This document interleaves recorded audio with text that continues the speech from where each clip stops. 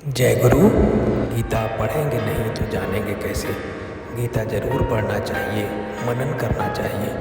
यद्यपि कृष्ण महाभारत युद्ध रोक सकते थे, लेकिन उन्होंने ऐसा नहीं किया, क्योंकि ये युद्ध समय की मांग थी। जो होना चाहिए उसे घटित होने दो, जिसे नहीं होना चाहिए उसे हर हाल में नहीं होना चाहिए।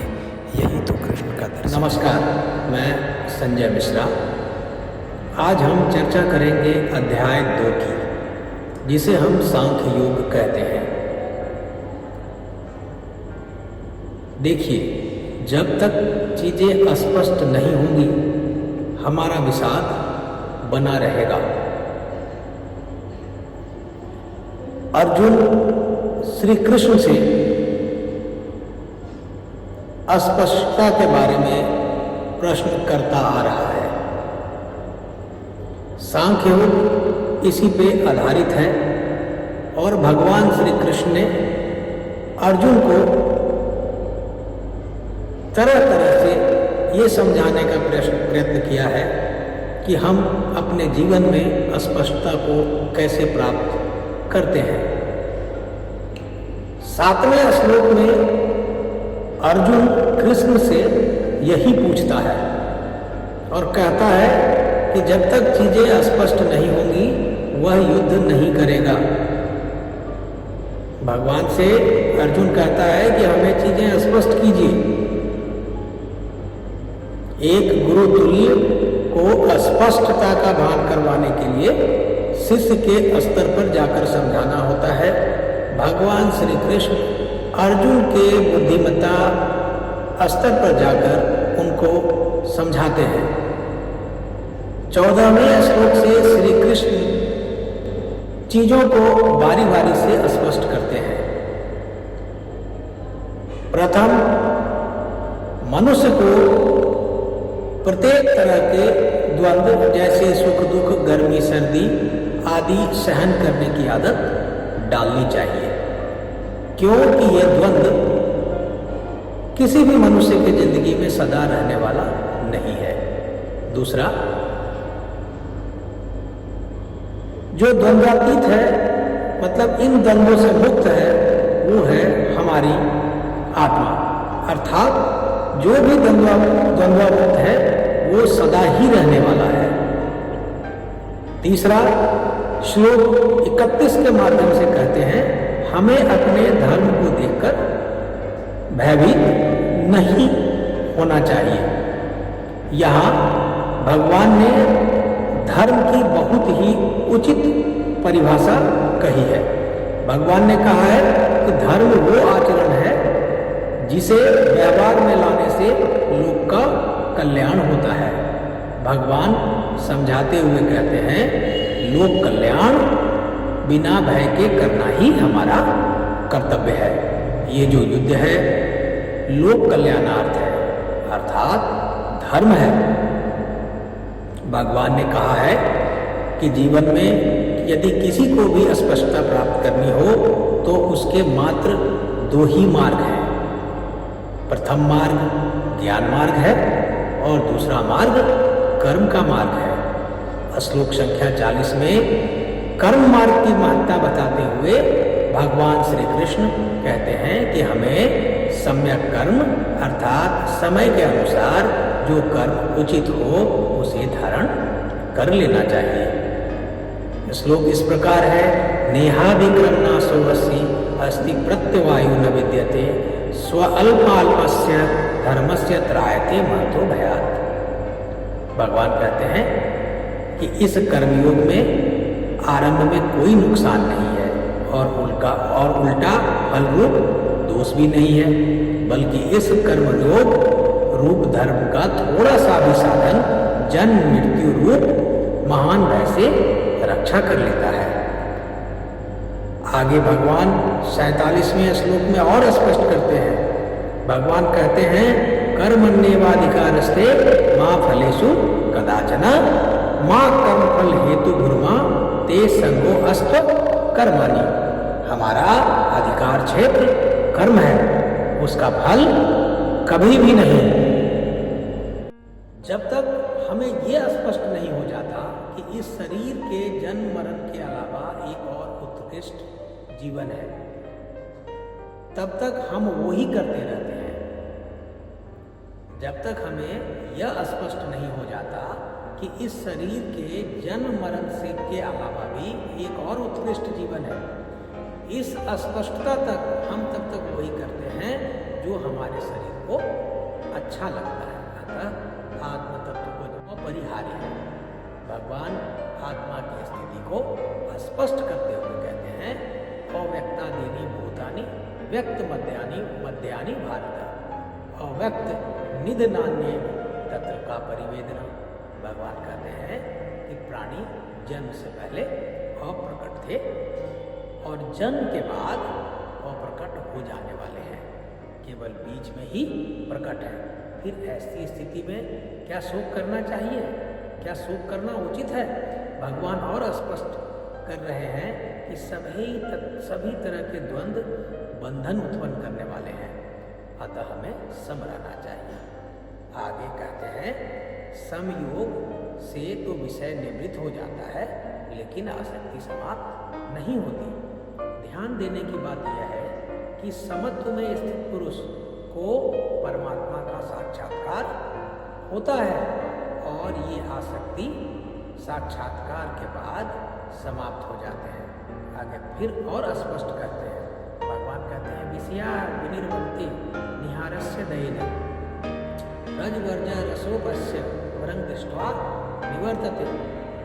इंद्रियों द्वारा विषयों को ग्रहण न करने वाले पुरुषों के भी केवल विषय तो निवृत्त हो जाते हैं, परंतु उनमें रहने वाली आसक्ति निवृत्त नहीं होती। इस स्थित प्रज्ञ पुरुष की तो आसक्ति भी परमात्मा का साक्षात्कार करके निवृत्त हो जाती है। सभी व्यक्ति एक ही जैसी संभावना को लेकर जन्म लेते हैं, लेकिन इनसे नीचे गिरने का एक क्रम है। भगवान योगेश्वर इस क्रम को इस तरह बताते हैं। भगवान कहते हैं कि सर्वप्रथम हम विषयों का चिंतन करते हैं।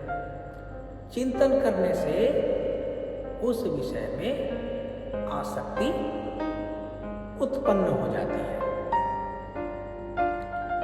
आसक्ति से उन विषयों में के प्रति कामना उत्पन्न होती है, और जब हमारी उस कामना में हमें विघ्न उत्पन्न होता है तो हम क्रोधित हो उठते हैं।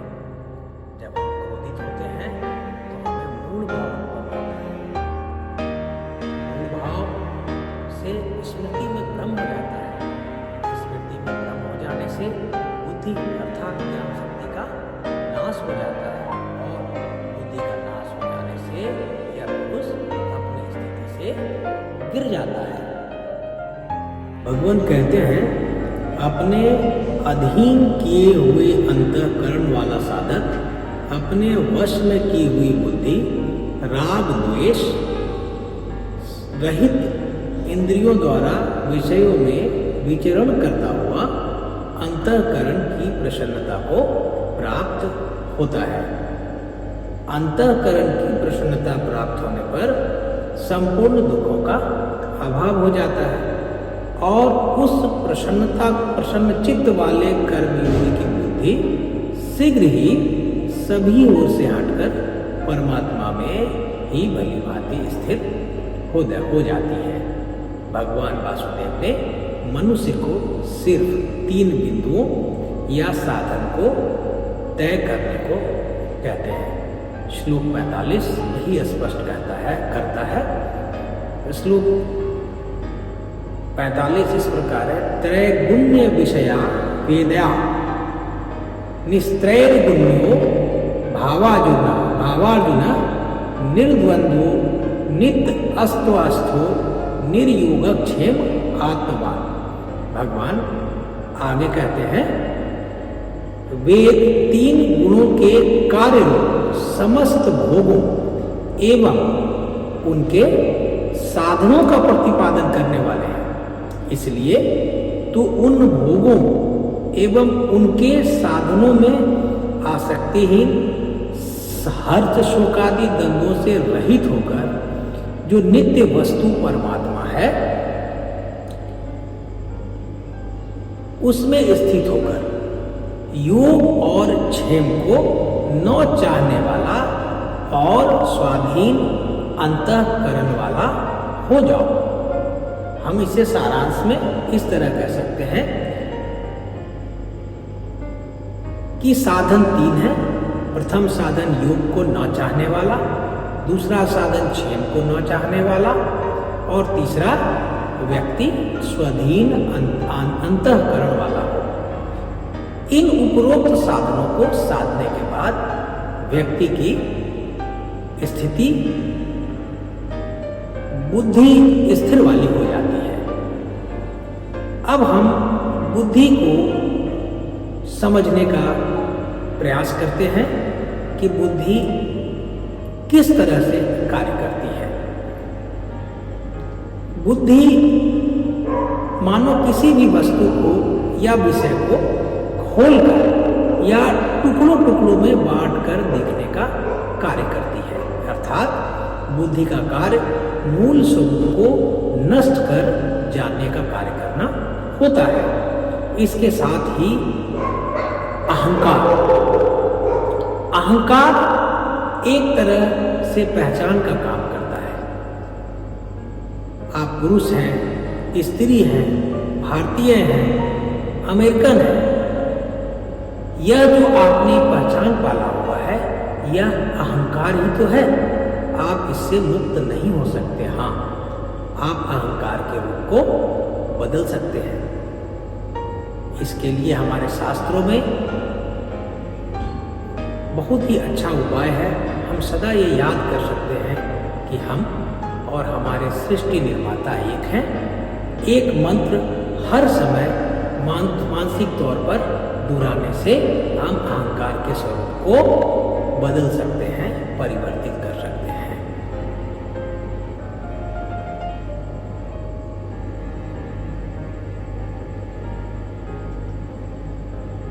आदि शंकराचार्य ने हमें शिवोहम का मंत्र इसी संदर्भ में दिया है।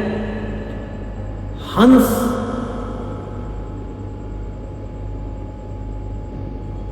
मंत्र भी इसी प्रविधि का रूप है। अंग्रेजी में दाई एंड आई आर वन। इन सभी चीजों को याद कर हम अपने अहंकार के स्वरूप को बदल सकते हैं। मानस वो लगाम है जिससे हम बुद्धि रूपी घोड़े को नियंत्रित करते हैं। जब बुद्धि कार्य करना प्रारंभ करे तो मन को जागृत करे, यह बुद्धि को निर्देशित करेगा। चित्त मन की वो स्थिति जहाँ बुद्धि, अहंकार और मनस के क्रियाकलाप शून्य हो जाते हैं, अर्थात शुद्ध मन चित्त कहलाता है। यह ज्ञान है और इसका पालन कर्म को चला डालती है। तो हम बुद्धि, अहंकार, मानस और चित्त के कार्य को जानकर अपने जीवन में स्पष्टता को प्राप्त कर सकते हैं। आपको प्रकरण पसंद आ रहा है? कृपया लाइक करें, सब्सक्राइब करें और शेयर करें।